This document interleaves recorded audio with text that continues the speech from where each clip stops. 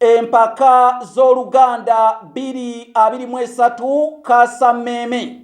Kanoonya Juma nze omusoyisoyo w'ekyasa wano ku mutimbagano era nagwefuga ku nsonga y'olulimi Oluganda, n'olw'ensonga eyo nate nzize ate okusoya abakiikiridde amasaza ago asatu ga Nansangwa okuli Busiro, Kyaddondo ne Mawokota.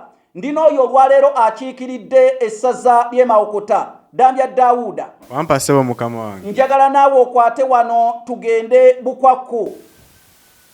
Mu mubala gw'abeddira ekkobe mulimu ekisoko ekigamba nti mukazi leka eyo leeta mbwa. Embwa eyo gye baali bayaayaanira okuleeta yali ya Mutaka Namwama Nsereko Kalamazi. Njagala ombuulire erinnya lyayo.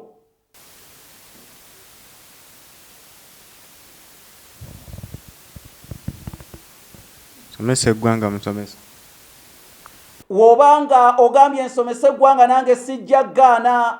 Embwa eyo bagiyitanga Malembo era abeddira ekkobe ku mbwa eyo kwe bajja erinnya ery'Amale lye batuuma abaana baabwe ab'obulenzi, era tebalimalaayo olw'okuba nti Malembo lyakakata ku mbwa, naye buli gwe bayita Male liggwayo nti Malembo linnya lya mbwa kuba yali ya jjajjaabwe Nsereko Kalamazi. Empaka z'Oluganda 223 Kasammeeme.